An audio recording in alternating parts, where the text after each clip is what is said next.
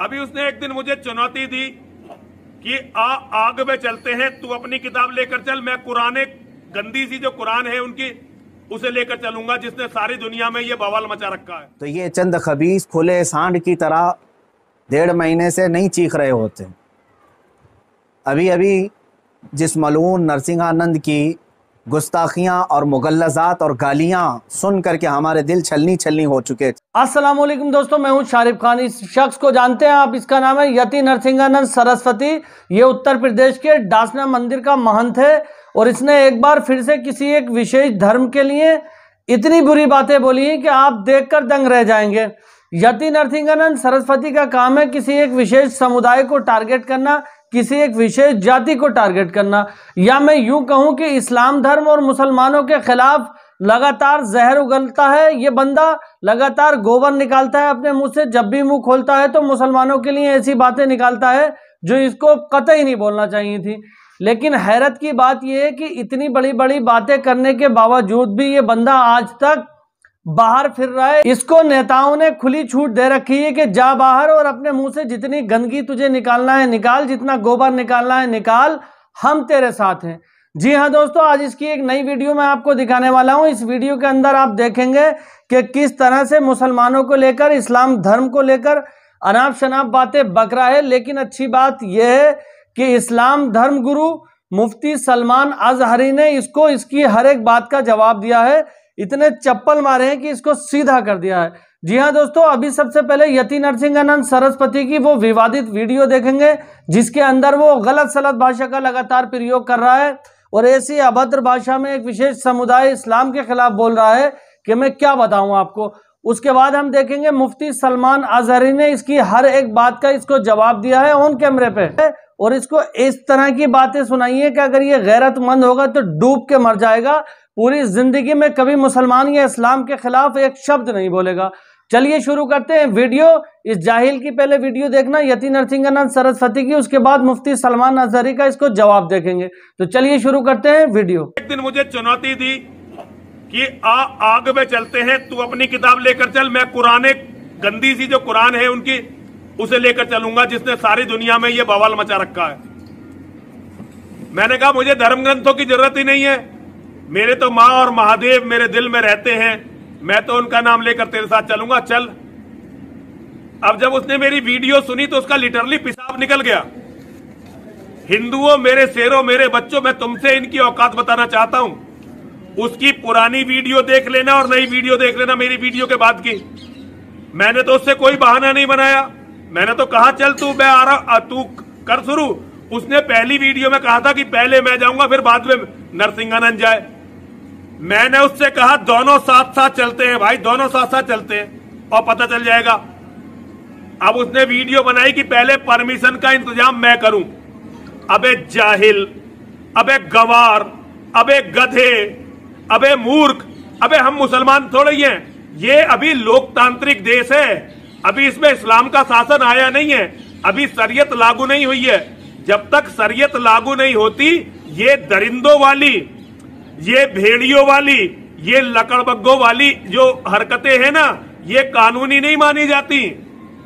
यहां ऐसा कोई कानून नहीं है कि सरकार जो है ये इजाजत दे दे कि तू और मैं आग में कूद जाए।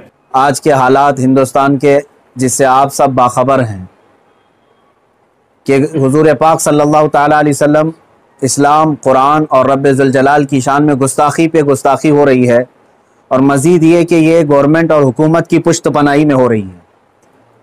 अगर ऐसा नहीं होता तो ये चंद खबीस खुले सांड की तरह 1.5 महीने से नहीं चीख रहे होते। अभी अभी जिस मलून नरसिंहानंद की गुस्ताखियां और मुगल्लज़ात और गालियां सुन करके हमारे दिल छलनी छलनी हो चुके थे। अब पानी सर से ऊपर हो चुका है मुसलमान। हालात इस कदर नाजुक हैं, मुझे ये समझ में नहीं आता अब तक कि हुकूमत इनको अरेस्ट क्यों नहीं करती। इनकी क्या मजबूरी है इनके साथ, या इनके खुद के ये पाले हुए कुत्ते हैं। ये मुसलसल रोजाना वीडियो अपलोड करते हैं, क्या इनको पुलिस पूछती तक नहीं है कि तुम इस तरह सांप्रदायिक माहौल कर रहे हो, फितना फैला रहे हो, हिंदुस्तान में अमन अमान खराब कर रहे हो? इनको पूछने वाला भी कोई नहीं है। आज की बात मैं बता रहा हूं, दिल छलनी हो चुका था मुझे मालूम है कि इनको आप पुलिस अरेस्ट भी नहीं करती और हमारे एहतजाजात और हमारे प्रोटेस्ट से भी कुछ नहीं होता।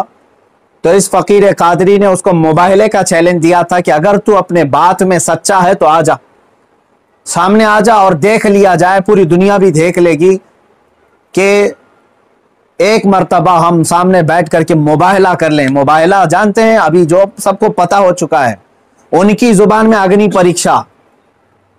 मेरे इस चैलेंज को उसने स्वीकार किया था, एक्सेप्ट किया था, लेकिन यह भी मैं बता दूं कि क्यों एक्सेप्ट किया उसने। वो बिल में बैठा हुआ चूहा, उसे मालूम था कि गवर्नमेंट इस तरह करने की इजाजत देती नहीं, इसलिए वो अपने कौम में हीरो बनने के लिए इस तरह की चैलेंज को एक्सेप्ट तो कर लिया। वरना आप सबको मालूम है मेरे मुसलमानों कि पाखंडी और बलात्कारी और माल का पुजारी, उसके अंदर मुबाहला करने की ताकत है, मुबाहला कर सकता है वो। उसका उसके खुद के दीन और धर्म से कोई ताल्लुक नहीं है। मैं ये चैलेंज के साथ कहता हूं, सनातन धर्म से भी उसका कोई ताल्लुक नहीं है। अब मैं जब बार बार उसको ललकारता रहा तो अभी जाकर के अब वो मेरे जवाब में कहता है मौलाना मैदान छोड़ करके भाग रहा है, परमिशन की जिम्मेदारी मेरे ऊपर डाल रहा है। आप सब ठंडे दिमाग से सोच करके बताएं, परमिशन की जिम्मेदारी इसको ना दूं तो और किसको दूं? इसलिए कि ये इसके आज हुकूमत इसकी पुश्त पनाही में है और ये नाजायज औलाद में से है उनकी। सारी परमिशन वगैरह की जिम्मेदारी तो तुम्हारी हाथ में है ना, मुझे परमिशन की जरूरत नहीं है। इंशाअल्लाह अजीज, जिस दिन भी तू तैयार हो जाएगा मेरी आखिरी सांस तक, उस दिन भी मैं मुबाहले के लिए हाजिर हो जाऊंगा, उस दिन भी हाजिर हो, 1 इंच भी पीछे नहीं हटूंगा इंशाअल्लाह। इसलिए कि ये मेरे जुमले नहीं हैं, ये मेरे दीन की हक्कानियत है, ये रसूल पाक सल्लल्लाहु तआला अलैहि वसल्लम की सच्चाई है और कुरान पाक की अजमत है जो हमारे दिलों में कूट कूट कर भरी हुई है। ये जालिम मुबाहला करेंगे, मुबाहला करेंगे। अब सुनिए, मुबाहले के नाम पर ये एक्सेप्ट करके हीरो बन रहा था अपनी कौम में और मुझे कह रहा है मैदान छोड़कर भाग रहा है। मैं इससे कहता हूं, आप सबको मालूम है ना, चंद दिन कबल ये दिल्ली के प्रेस क्लब ऑफ इंडिया में बैठ करके जहर उगल रहा था, हुजूर पाक सल्लल्लाहु तआला अलैहि वसल्लम की शान में गालियां बक रहा था। आज इसको याद आ गया ये लोकतांत्रिक देश है, आज ये कह रहा है ये लोकतांत्रिक देश है, मौलाना क्या ऐसी परमिशन यहां मिलती है? तो खबीस के बच्चे, तुझे ये पहले मालूम नहीं था कि इस लोकतांत्रिक देश में किसी धर्म को गाली नहीं देना चाहिए? मलून नाजायज औलाद, तुझे ये नहीं मालूम कि लोकतांत्रिक देश में किसी धर्म को गाली नहीं दी जाती? जब तू देश के सारे संविधान का उल्लंघन करके जहर उगल सकता है, प्रेस क्लब ऑफ इंडिया में तुझे परमिशन दी जा सकती है, तो इस मुबाहले की परमिशन क्यों नहीं मिलती? ठीक है, तुझे मैदान में नहीं मिलती, प्रेस क्लब ऑफ इंडिया तेरे बाप का है ना, जहां बैठ करके तूने गालियां बकी थी।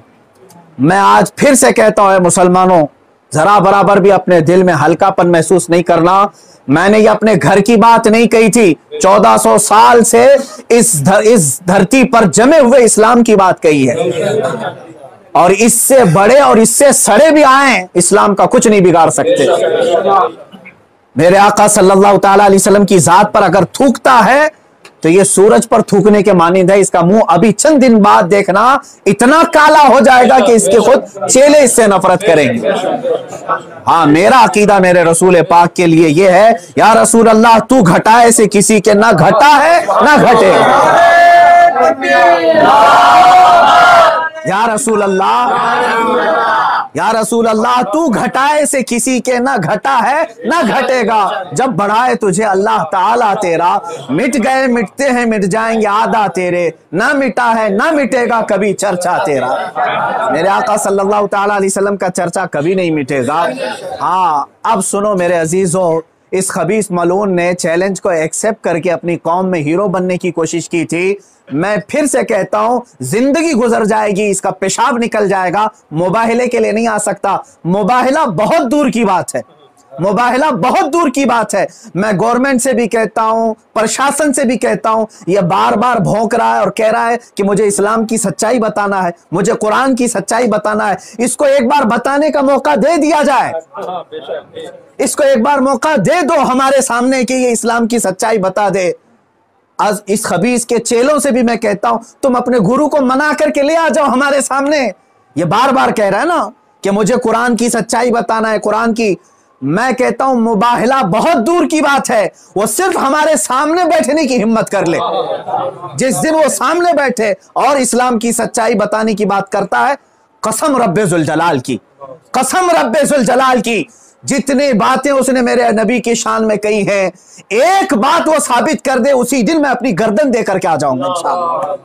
मैं वहीं पर अपनी गर्दन देकर के आ जाऊंगा। ये सारे उसके चेलों से भी कहता हूं, तुम जुमलेबाजी कर रहे हो। और इस चैलेंज के बाद अब सोशल मीडिया में बरसात के मेंढक की तरह बहुत सारे आ गए, मौलाना का चैलेंज हमको भी एक्सेप्ट है, हमको भी एक्सेप्ट है। तुम क्या समझ रहे हो, गुडी गुडे का खेल खेलने जा रहे हैं हम? ये कोई खेल खेलने जा रहे हैं? तारीख पढ़ लेना, पता चलेगा तुम्हें मुबाहला कहते किसे हैं। अजीजान गिरामी वकार, आज दिल जल रहा है, इसलिए मैं अर्ज कर रहा हूं, ये मुकाबले में नहीं आएंगे। फिर भी मैं कहता हूं, ये 17 रमजानुल मुबारक 30 अप्रैल आने तक ये जितने चेले भोंक रहे हैं, इसमें एक रामपाल का एक शिष्य है, कोई शागिर्द आया है, वो कहता है मोहम्मद आखिरी नबी भी नहीं है सल्लल्लाहु अलैहि वसल्लम। माअज़ल्लाह। ऐ मुसलमानों, इसने खत्मे नबुव्वत पर भी डाका डाला। वो कहता है रामपाल आखिरी नबी थे, मैं साबित करता हूं और चुनौती को स्वीकार करता हूं। ये सारे पाखंडी एक साथ आ जाए। उम्मीद करता हूं दोस्तों ये वीडियो आपको पसंद आई होगी। अगर ये वीडियो आपको पसंद आई हो तो मेरे चैनल को सब्सक्राइब करके बेल आइकन पर ऑल का बटन सेलेक्ट कर लेना। इस वीडियो से आपको क्या सीखने को मिला, क्या कुछ नॉलेज मिली, ये भी कमेंट में जरूर शेयर करना। भारतीय जनता पार्टी जब से सत्ता में आई है, लगातार इस तरह के विवादित बयान देने वाले लोग खुले घूम रहे हैं। सारे मामलातों को देखने के बाद दोस्तों हमने ये तय किया है कि हम अपने इस चैनल को बड़े लेवल तक उठाएंगे। इसमें कुछ और पत्रकार साथी भी जोड़ेंगे। इस सब को करने के लिए हमें आप लोगों की सहायता की जरूरत होगी, क्योंकि इस सब को करने के लिए पैसा खर्च होगा और चैनल का इतना बजट है नहीं। आपकी स्क्रीन पर एक नंबर दिखाई दे रहा है जो फोन पे, गूगल पे, पेटीएम सब पर है, किसी के भी माध्यम से आप भेज सकते हैं। और एक bank account number Punjab national का भी रिफ्लेक्ट कर रहा है।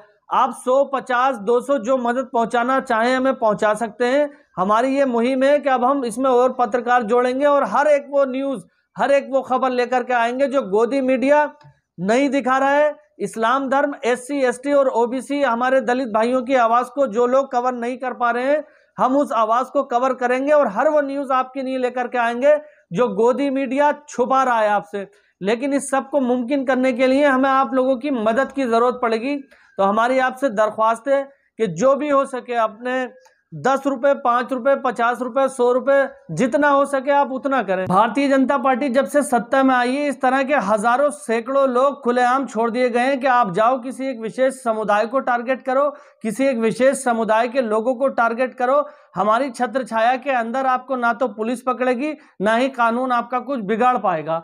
इस वीडियो को देखकर आपको क्या लगा, कमेंट में राय अपनी जरूर दें। बाकी इंशाल्लाह फिर मिलूंगा इसी तरह की एक नई वीडियो के साथ। तब तक दुआओं में याद रखना। जय हिंद, जय भारत।